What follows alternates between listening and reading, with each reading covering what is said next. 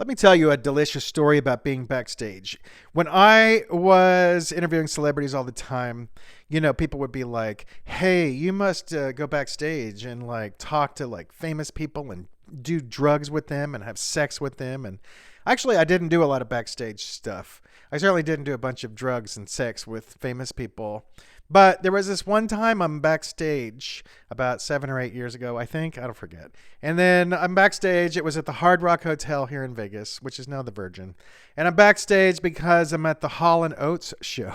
So my girlfriend wanted to go see Hall Oates. And, I'd never seen them. And I like some of their songs. So we went to go see Hall Oates. And I actually interviewed Oates before the show on the phone. And we talked about Hall Oates. And he told me about how he and Hall were like brothers. And, they didn't see each other all that time, but when they got together, they were like natural together. And I was like, okay. And then Oates is like, hey, come backstage. And I was like, you know what? I don't do a lot of backstage stuff, but you're so nice. I'll go hang out with you for a minute. I'll go meet you. So I go to the Hall Oates show with my girlfriend at the time. And then we had a really good time. She loved it. I thought it was pretty good.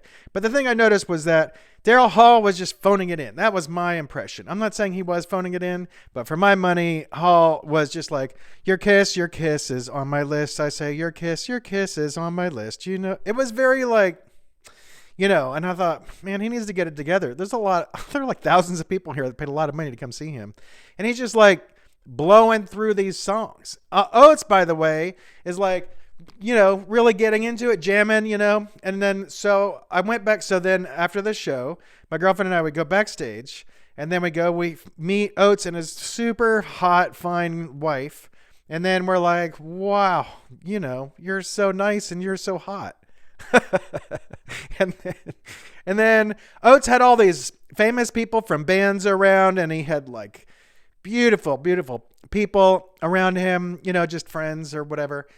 And then all of us, we were like, I guess we're not going to see Daryl Hall. I guess it's not going to happen, And then we're standing in the hall. So I'm here, my girlfriend's here, and Oates is here. Oates' wife is here. There's some famous people here. And then all of a sudden, this other door opens up, and Daryl Hall walks out. And I'm going to do an impression. He's just like this. And he just like walks past everybody at like a million miles an hour like he's Mick Jagger. Now, I don't know what's happened. I don't know what's transpired between Hall and Oates to the point where Hall has taken out a restraining order against Oates. I have no idea if what's going on there. I'm not going to I have no conjecture whatsoever. I have no idea. But I will say when I looked up this transcribe of my interview with Oates, I just happened to find this other part of the interview that was fascinating. I was asking him about people that I said, has anybody ever come up to you that's famous and been like, oh, I love Hall & Oates?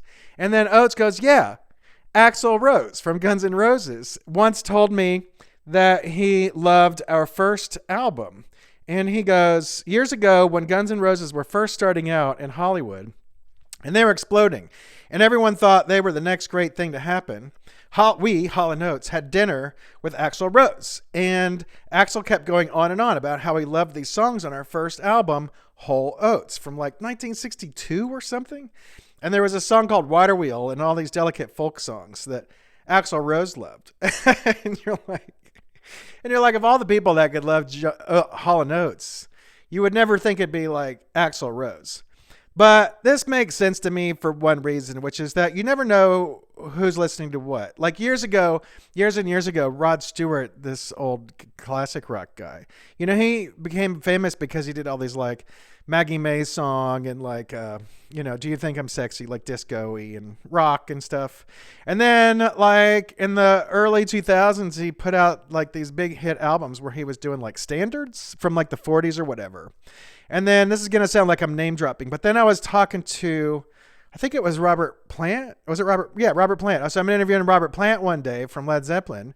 And I go, and he mentioned something about being friends with Rod Stewart. And I go, what's the deal with Rod Stewart's taste in all these like 40s songs? And Robert Plant just laughed and he's like, hey man, those are the songs that Rod Stewart grew up with. He actually loves those songs. It's not like he's not putting the world on by trying to have a hit album with a bunch of songs from the 40s or 50s or whatever.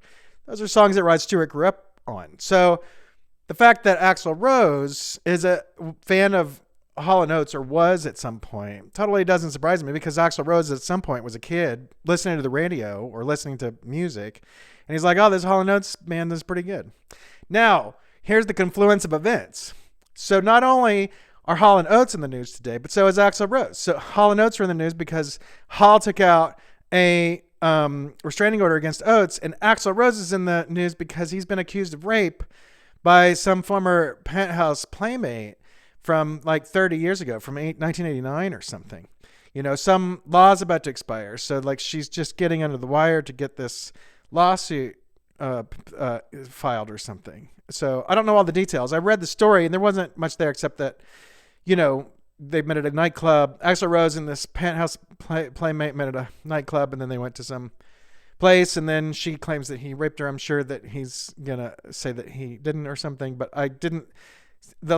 As of me telling you about this story, you know, Axl Rose hasn't put out an official statement. So that'll probably happen at some point. I'm just assuming he's going to say he didn't do it. So let's, you know, we'll continue to have an innocent until proven guilty situation, and everybody's always saying they didn't do anything. And yeah, so that's the news today with Hall & Oates and Axl Rose. And me, whatever. I've never talked to Axl Rose. I was never a Guns N' Roses fan. You know who was my mom. You go like, what kind of mom was into Axl Rose? I guess my mom. My mom was into Axl Rose. But you know what? She was a shitbag. But we're not going to get into that today. All right. Okay. All right. That's it. Hall & Oates. Kiss on my list. You'll kiss. All right. Bye. Okay. I love you. Ha ha, dick.